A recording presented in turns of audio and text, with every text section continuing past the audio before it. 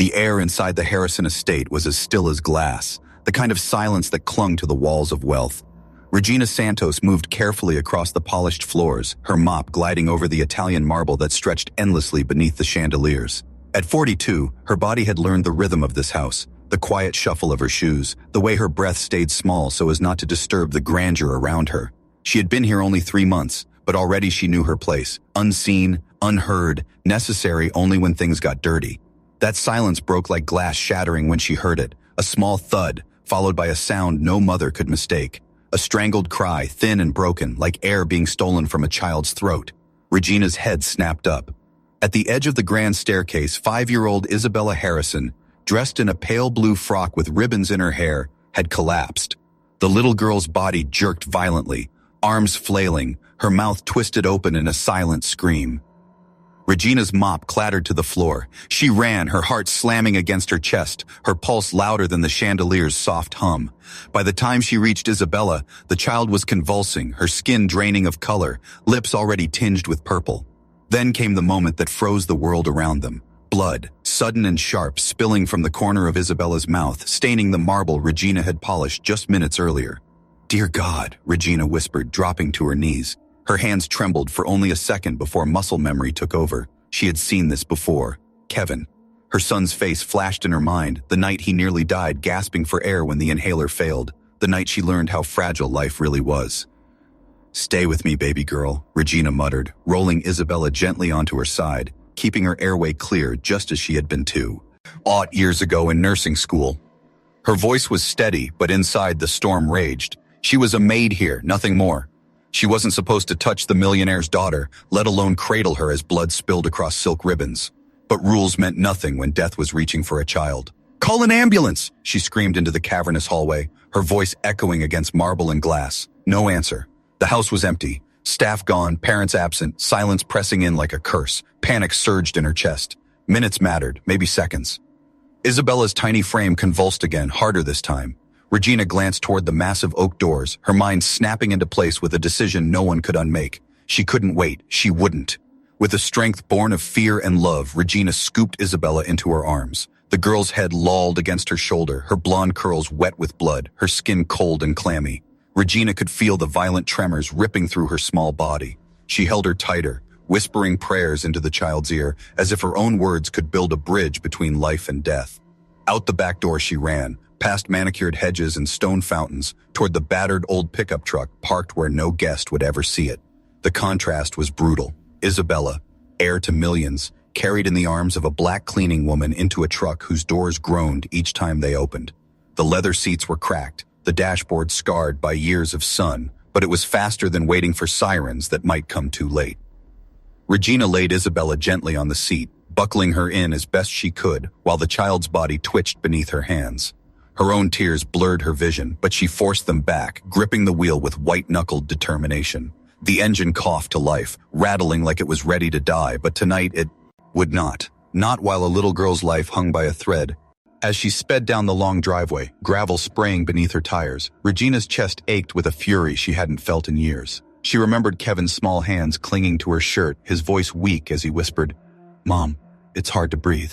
She remembered the hospital doors that closed in her face, the long hours waiting for care that never came, the final breath that broke her heart forever. She pressed harder on the gas, her jaw clenched, her soul refusing to let history repeat itself. Not again, not tonight, not to another mother's child. With every mile, the lines blurred, the maid in a uniform and the nurse who once saved lives, the grieving mother and the fierce protector. She was all of them at once, and as Isabella's faint pulse throbbed beneath her fingers, Regina whispered a promise through her tears. "You're not going to die on me, not you, not tonight." The rusted truck roared through the city lights, carrying a secret no one in the Harrison estate could have imagined, that the life of a millionaire's daughter now rested in the hands of the woman they had overlooked every single day, and in that moment, fate began to shift. The hospital doors swung open with a shrill squeal as Regina barreled inside, Isabella's limp body in her arms. The antiseptic air hit her like a wall, sharp and cold, mingling with the metallic scent of blood on the child's lips. Nurses froze for a heartbeat, caught between disbelief and urgency. The sight of a black woman in a stained cleaning uniform carrying the unconscious daughter of one of the richest men in town was not something they saw every day. "She's seizing, 5 years old, 3 minutes, loss of consciousness," Regina shouted, her voice breaking through the paralysis. The words snapped the staff into motion. A gurney appeared, hands reached out, and Isabella was whisked away into the blinding fluorescence of the emergency room. Regina stood there, her chest heaving, her uniform clinging to her with sweat and blood. For a moment, she felt the weight of every gaze on her, the receptionist whispering into the phone, the orderly narrowing his eyes with suspicion, the nurse who looked her up and down as though she had no right to know medical terms. But none of it mattered. Only Isabella mattered. She stumbled after the gurney, her voice ragged. She was conscious before she passed out. No history of epilepsy, not that I know of. The seizure lasted 3 minutes, maybe longer. Her words were sharp, precise, the language of someone who had been trained to recognize life and death in seconds. The head nurse gave her a strange look, half doubt, half recognition, before turning away and barking orders. The swinging doors to the ICU slammed shut. Regina stopped, her hands gripping the metal bar, her breath caught between worlds. She was no longer inside the sterile order of the hospital, nor outside in the chaos of life. She was stranded in the cruel hallway of waiting. She lowered herself into a plastic chair, its coldness seeping through her uniform. Her hands trembled, not from exhaustion, but from the memories that came unbidden. Kevin. Her sweet boy's face rose in her mind, his eyes wide with fear the night he'd begged for air. She remembered pressing her palms against his tiny chest, willing it to rise again, screaming for help that never came. The cruel words of the triage nurse still rang in her ears. "You'll have to wait, ma'am. Priority cases only." She bowed her head, gripping her knees until her knuckles turned white. How cruel was fate, that she could save this girl a fortune when her own child had been left to die in a crowded waiting room. She tried to swallow the rage clawing up her throat, but it burned, leaving her shaking with every breath.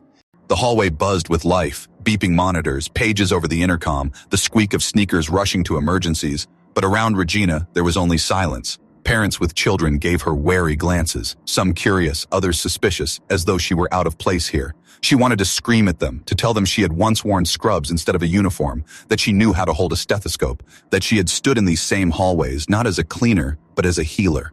But now she was invisible again, just another tired woman in faded shoes, waiting.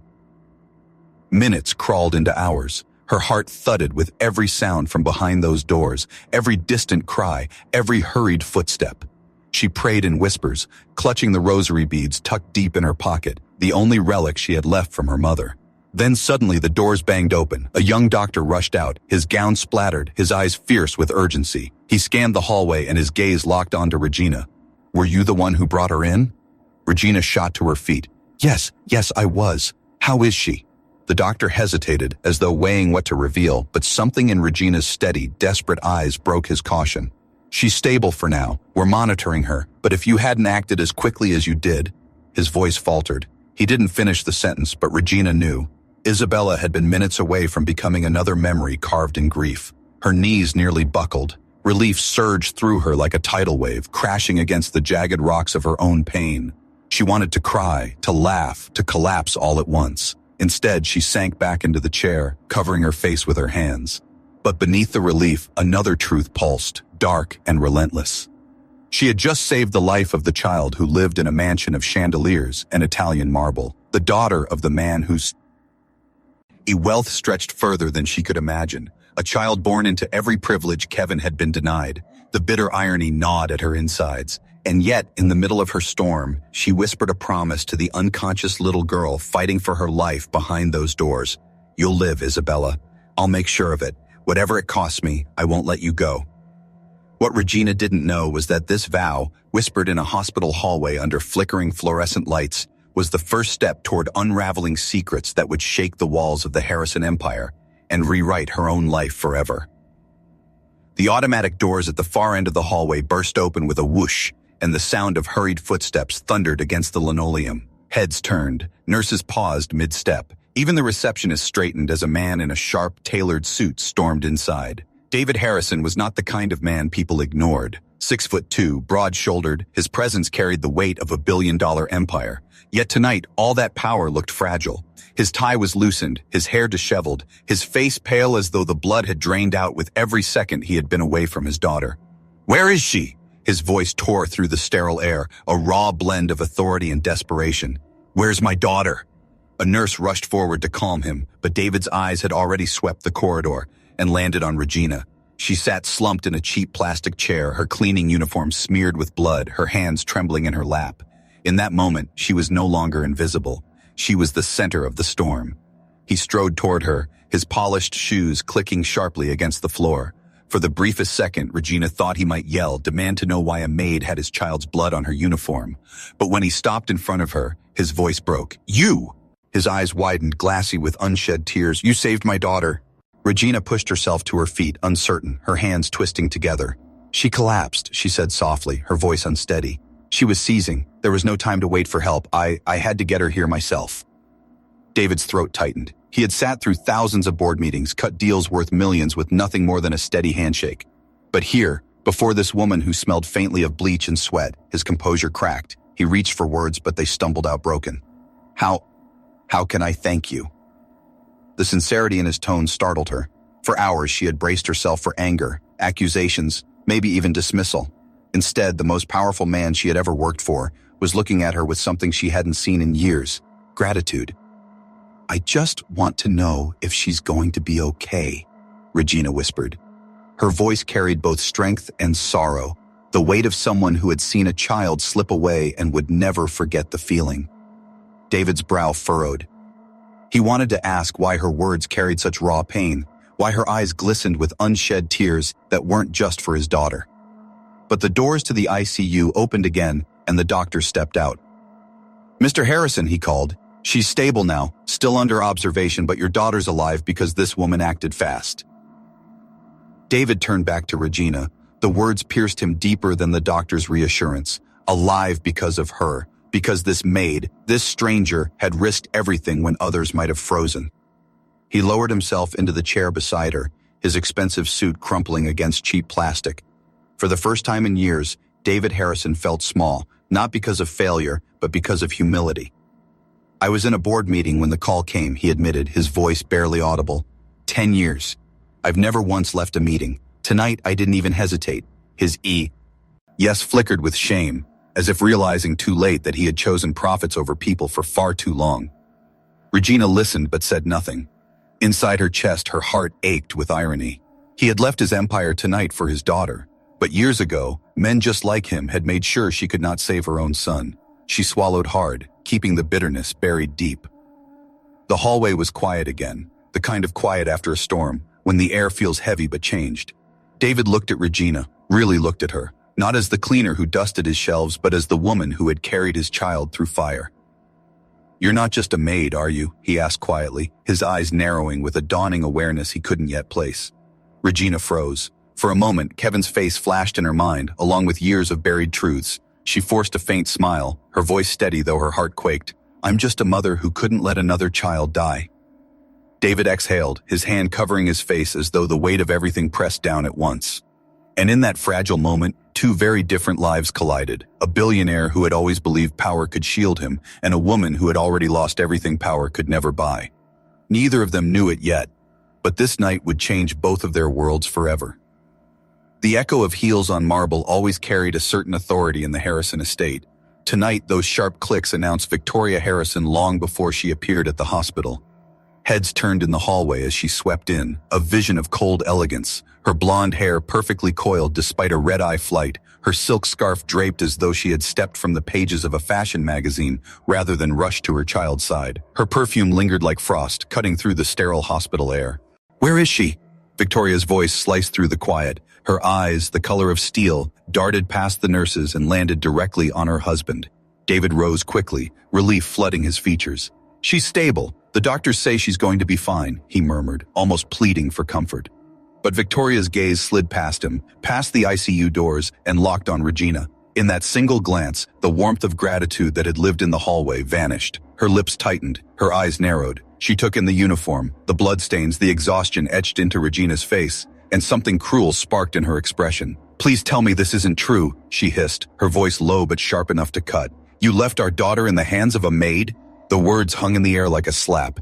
David stiffened, caught between the instinct to defend and the crushing weight of his wife's disapproval. He opened his mouth, then closed it again, his hesitation louder than any answer.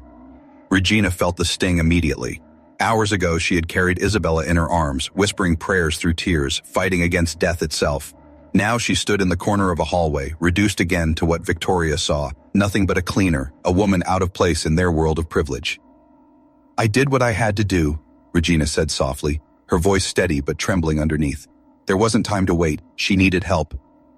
Victoria let out a laugh, short and bitter. "Of course you did. People like you always find a way to insert yourselves, don't you? Always waiting for an opportunity." She turned to David, her tone rising. "Can't you see? She's probably already planning how to use this against us. Look at her.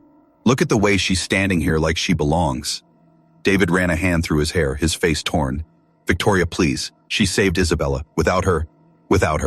Victoria snapped, her eyes flashing. "Our daughter wouldn't have been at risk in the first place. What was she even doing near her?" Regina's jaw tightened. She could have explained. She could have reminded Victoria that the seizure had struck suddenly, that she had no choice, that her only thought had been saving a child's life. But what good were explanations to people who had already decided who she was? So she stayed silent, her eyes steady, her posture tall. She would not bend, not tonight. The doctor reappeared then, announcing that Isabella was awake, groggy but responsive. Relief swept over David, softening the tension in his shoulders. But Victoria didn't look relieved. She looked cornered, as if the very idea of owing her daughter's life to a cleaning woman was an unbearable insult. As the couple followed the doctor into the ICU, Regina sat back down in the hallway, her heart hammering but her face unreadable. She had just witnessed the truth in its rawest form. Gratitude was fleeting, but contempt was eternal in houses like theirs. And yet somewhere deep in her chest, beneath the ache and humiliation, another fire began to burn. She had not asked for their thanks. She had not demanded their recognition. But the venom in Victoria's words had lit something inside her, a determination that this story, her story, would not end with her shrinking into the shadows again. For the first time since Kevin's death, Regina felt the sharp edge of resolve. She would not be silent, not anymore. The hallway was empty again, the echoes of Victoria's disdain still vibrating in the air like a cruel aftertaste. Regina sat there in silence, her hands clasped so tightly together her knuckles had turned white. The relief of Isabella's survival should have been enough to calm her, but it wasn't. Instead, a flood of memories she had kept buried for years crashed over her, and Sisha Holmes. He could no longer hold them back, Kevin. Her son's name whispered through her mind like a ghost. She could see him so clearly, sitting on the kitchen floor of their tiny apartment, his toy stethoscope draped around his neck, his big brown eyes filled with dreams. "I'm gonna be a doctor, Mama," he had told her, tapping her knee with the plastic instrument. "I'll fix everyone so no one has to cry." Her throat tightened.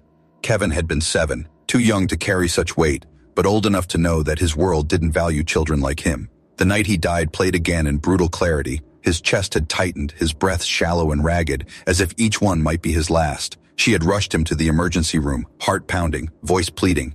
But the receptionist hadn't looked up. "You'll have to wait. We're full. Priority cases only." Priority cases. She remembered the sting of those words more than anything else. She remembered watching as the child of a wealthy donor was wheeled past them, whisked into care while Kevin sat trembling in her lap. She remembered begging for a doctor, screaming when his small body went limp, only to be told that the pediatric unit was overwhelmed.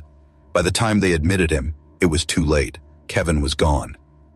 Regina pressed her fists against her eyes, forcing back tears that threatened to spill. The rage was always there, simmering beneath her skin, but tonight it burned hotter than ever. She had saved Isabella, a girl born into privilege, shielded by marble walls and private jets, while her own son had been left to die on a plastic chair not unlike the one she sat in now. The irony tasted like acid. But there was something else beneath her grief, something sharp and dangerous. Clarity. For years, she had believed her life had been reduced to mops and buckets, that her voice no longer mattered. But the truth had never left her. She still remembered every medical protocol, every emergency procedure. She still carried within her the instincts of the nurse she had once been. Her fall from nursing hadn't been because of incompetence. It had been because she refused to look away. She had argued too loudly when children from poor families were pushed to the back of the line. She had raised her voice when defective equipment failed in her hands. She had written reports that disappeared into drawers, silenced by supervisors who smiled too sweetly at wealthy donors. 3 hospitals, 3 dismissals. The official reason was always the same: behavioral issues. The real reason was her refusal to let children like Kevin be treated as disposable. Now, sitting in that hallway with the weight of Victoria's contempt pressing down on her, Regina realized something she had been too broken to see before. She had not lost her fight. She had not been erased. She had simply been waiting for the moment when her pain could become purpose again. She rose from her chair and walked to the ICU doors, placing her palm flat against the cool metal. Inside, Isabella was breathing steadily, alive because Regina had remembered what others had tried to take from her. Alive because she had refused to let a child's life be measured in dollars or status. In that moment, Regina whispered a vow into the sterile air. "Kevin, I couldn't save you, but I'll save her, and I'll save every child they think doesn't matter. I promise." Behind her, footsteps echoed faintly. A nurse passed, barely glancing her way, already treating her like part of the furniture again. But what none of them could see was that something had shifted inside her. Regina was no longer just the cleaner in a blood-stained uniform. She was a mother with unfinished business, a nurse with a buried oath, and a woman whose silence had ended the night Isabella Harrison nearly died on marbles. Floors. The Harrisons didn't know it yet, but the maid they dismissed as invisible had just awakened a fire that would one day bring their empire to its knees. By the time Isabella was discharged, the Harrison estate had returned to its familiar rhythms of polished perfection. But beneath the gleaming marble floors, whispers slithered like smoke. Staff in crisp uniforms exchanged glances when Regina passed, their voices dropping to hushed tones. The gardener avoided her eyes, the chef muttered under his breath, and even the butler, who once greeted her kindly, now carried a stiffness in his step. Gossip had spread through the mansion faster than fire. The maid who saved the heiress had become the maid who wanted more than her place. Regina felt it in every corner of the house. The looks, the smirks, the sudden silences when she entered a room. It wasn't enough that she had risked her life, carried Isabella in her arms as if the girl were her own. In the world of the Harrisons, gratitude had an expiration date, and suspicion lived forever. The poison had a source, and Regina knew exactly where it came from: Victoria. It happened during a dinner party, only 4 days after Isabella's return from the hospital. The long dining table glowed beneath crystal chandeliers, silverware gleamed, and laughter floated over the polished wood. Regina worked quietly in the adjoining room, setting fresh linens, when Victoria's voice carried across the hall, smooth and sharp as glass. "David insists on praising her," she said, her words coated in disdain. "But let's be honest, it's only a matter of time before she asks for something in return." Soft chuckles rippled among the women at the table, their diamonds winking in the candlelight. One of them, a society matron with a pearl necklace heavy around her throat, leaned closer. "These people always do. You give them an inch, and suddenly, they believe they belong in your world." Regina froze, her hands tightening around the folded linen. The words seared her ears, but she didn't move. She couldn't. Not yet. Victoria's laugh chimed, cold and cruel. "Exactly. She's already being spoken of as some kind of hero. But a maid is a maid. No amount of dramatics will change that."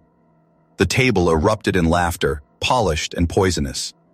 Regina stood perfectly still, her back straight, her eyes fixed on the linen in her hands. She felt the sting, yes, the humiliation of being dissected like she wasn't even human.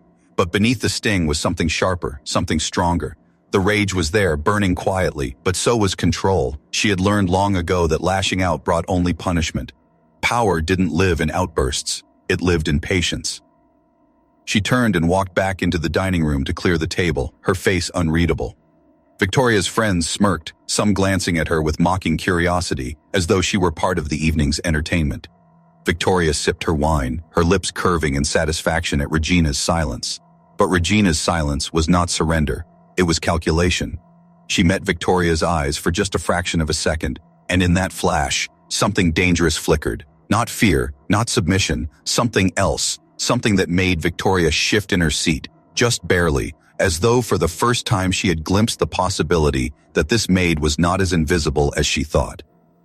Later that night, as Regina scrubbed the last wine stain from a crystal glass, she whispered to herself, "You laugh now, but you've no idea what I've kept, what I've seen, what I can prove."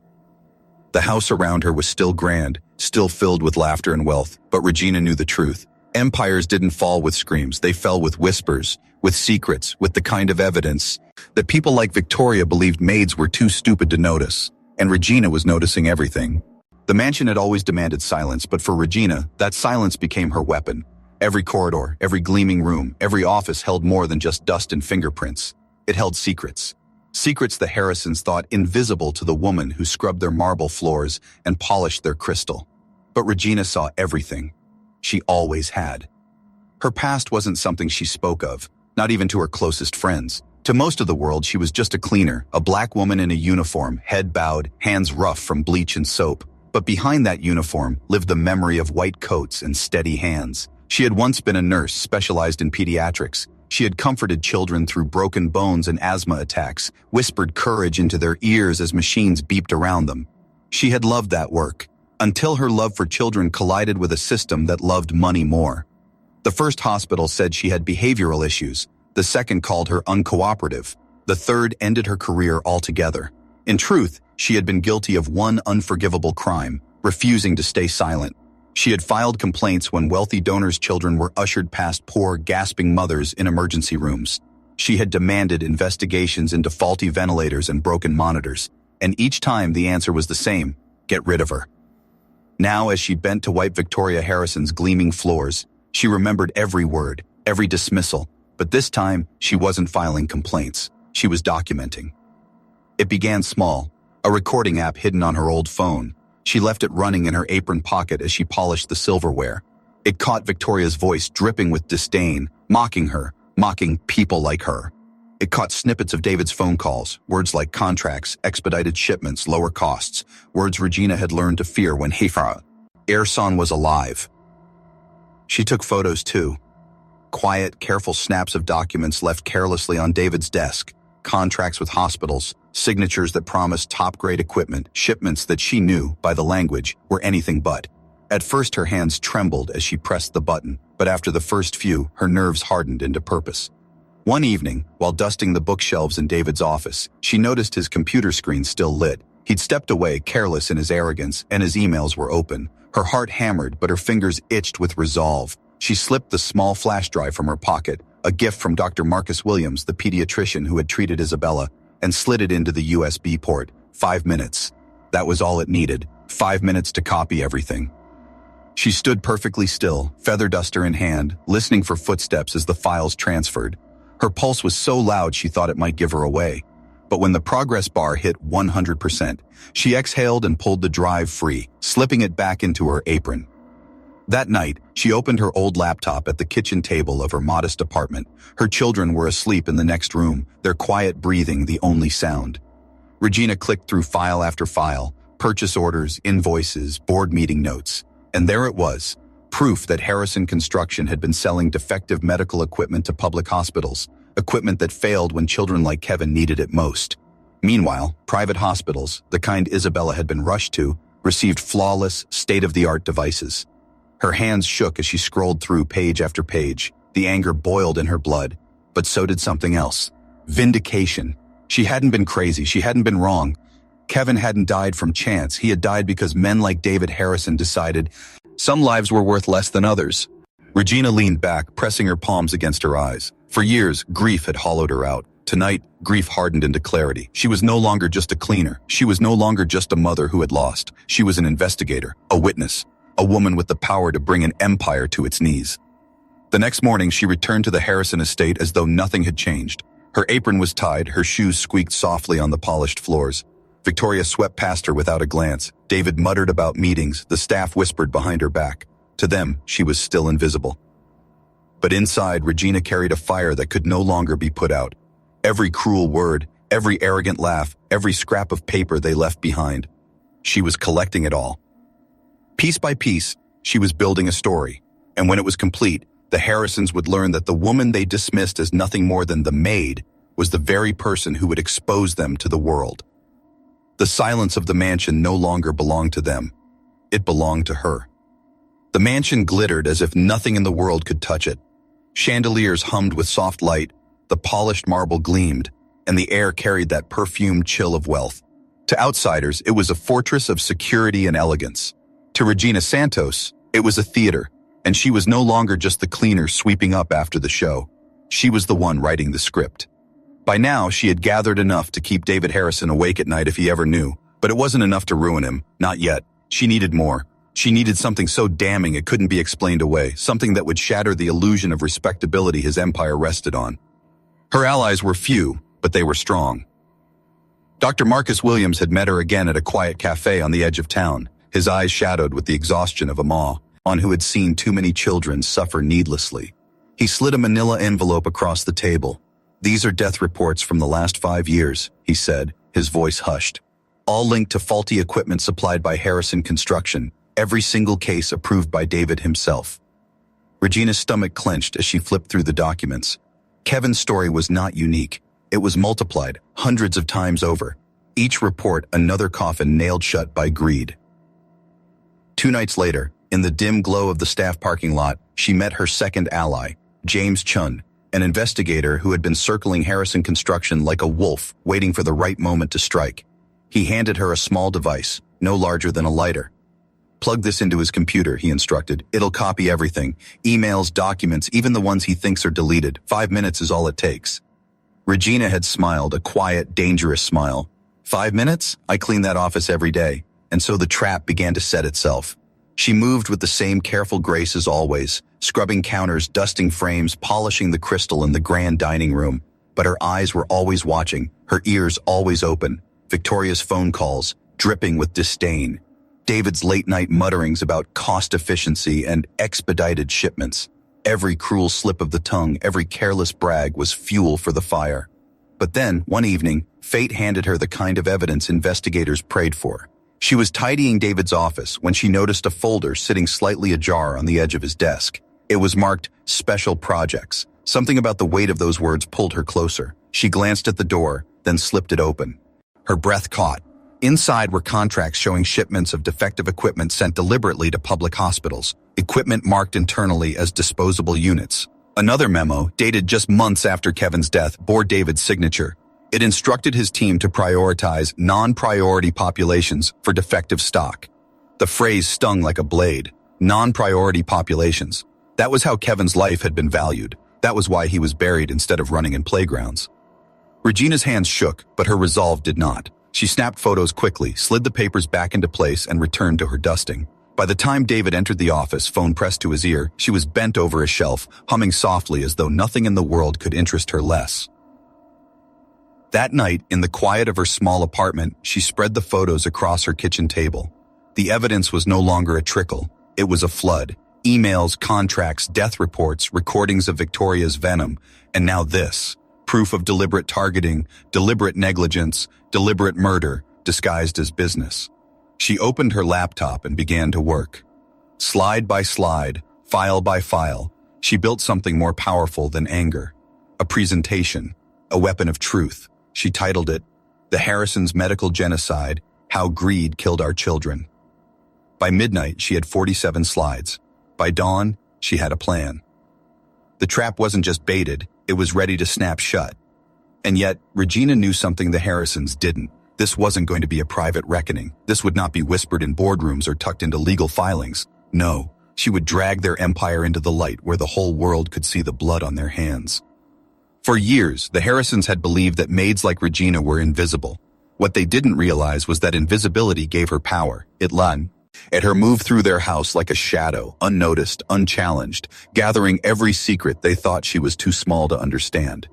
Now the countdown had begun, and when the clock struck, their empire would not crumble quietly. It would collapse with the roar of 1,000 grieving mothers, Kevin's name among them, demanding justice. The city moved at its usual rhythm that Tuesday afternoon, traffic blaring, phones buzzing, people hurrying through their routines. But inside the Harrison mansion, Regina was calm in a way she hadn't been in years. She carried a tray of polished silver into the dining room, as though it were just another day. To anyone watching, she was invisible again, just the maid. But under her uniform, in the pocket closest to her heart, sat the small phone that held the trigger. At precisely 3 o'clock, the trap she had spent weeks setting would spring. In the center of town, David Harrison sat at the long mahogany table of the Municipal Children's Hospital boardroom. Around him, 12 men and women leaned back in their leather chairs, sipping coffee, their discussion as polished as the wood under their hands. The agenda was simple: approve another cost-efficient equipment contract from Harrison Construction. David's voice was confident, almost soothing. "We pride ourselves on delivering affordable solutions," he told them. "Our goal has always been to maximize care for the greatest number of patients." He smiled, smooth and convincing. It was the same smile that had won over politicians, donors, and investors. But just as he placed his pen down for the final vote, every phone around the table lit up at once. Notifications buzzed, headlines screamed, and the room fell into chaos. "Breaking news," one board member stammered, eyes wide as he scrolled. "Exclusive leaked documents, Harrison Construction implicated in nationwide Medicare corruption scheme." David froze. His phone vibrated violently in his pocket. With a trembling hand, he pulled it out. The screen was a wall of alerts. CNN, Reuters, The Times, all with his name in bold letters.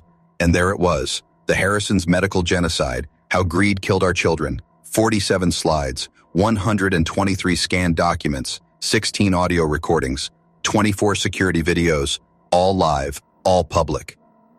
David's blood ran cold.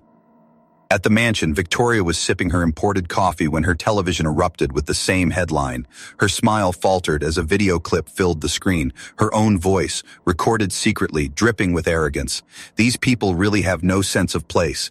In my day, someone like her wouldn't even come near our daughter." The camera cut to the news anchor. That was Victoria Harrison, wife of David Harrison, speaking about the black cleaner who saved her daughter's life. These recordings, leaked by an anonymous source, reveal not only racism, but also direct knowledge of systemic fraud. Victoria's porcelain cup slipped from her hand, shattering on the marble. Back downtown, panic rippled through Harrison Construction headquarters. Federal agents swarmed the glass tower, seizing boxes of files, hard drives, anything that could carry proof. Employees stood frozen, whispers growing louder with each passing moment. Reporters crowded the sidewalks, shouting questions as FBI jackets flooded through the revolving doors. David staggered out of the boardroom, his phone pressed to his ear. His communications director's voice crackled in terror. "It's everywhere. Every network, every platform. There's no controlling it. They have recordings of you calling poor patients disposable populations. They have contracts showing you sold defective ventilators. The stock dropped 40% in 15 minutes. David, it's over." "No, AC." He rasped, though his voice shook. "We can contain this. We can..."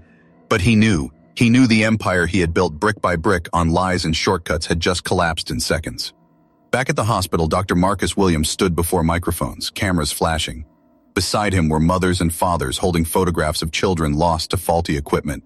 Regina was in the front row, her uniform still on, her face calm but unyielding. Marcus held up a photo of a little boy with bright eyes and a toy stethoscope around his neck. Kevin Santos, 7 years old, died because the ventilator supplied by Harrison Construction failed. His mother, Regina, now works as a cleaner in the Harrisons' home. She saved their daughter's life. And tonight, because of her courage, we know the truth. The cameras turned, every lens pointed at Regina. She didn't flinch. She looked straight into the glare, her voice steady, her words sharp as glass. "My son died because someone decided his life wasn't worth the cost of proper care. For 3 years, I cleaned the house of the family who profited from that decision. Today, this isn't revenge. This is justice." Across the city, across the country, those words spread like wildfire. On televisions, on phones, in whispered conversations. The image of a grieving mother, dressed as a maid, bringing down one of the richest families in America, burned into the public conscience. And at that very hour, inside his crumbling empire, David Harrison sat in his office, head in his hands, the sound of sirens growing louder outside.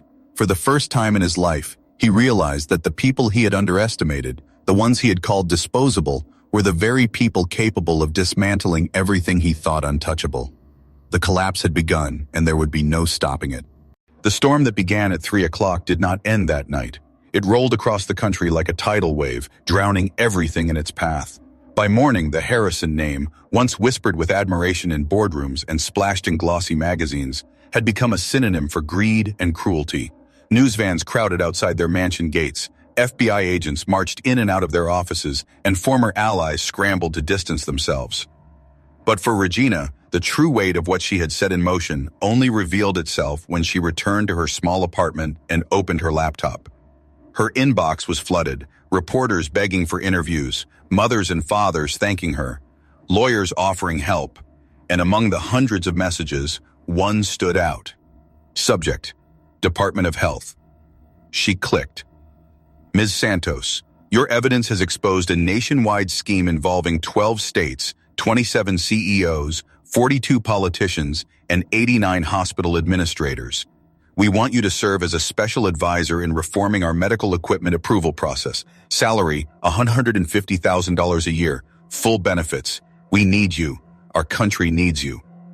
Regina stared at the screen, tears welling in her eyes. For years, she had been told she was disposable. Now, the very system that once silenced her was asking for her guidance. Meanwhile, the Harrisons' empire unraveled in public view. David was indicted on 423 federal counts: fraud, corruption, manslaughter. His face, once polished for Forbes covers, now stared back from mugshots across every television screen.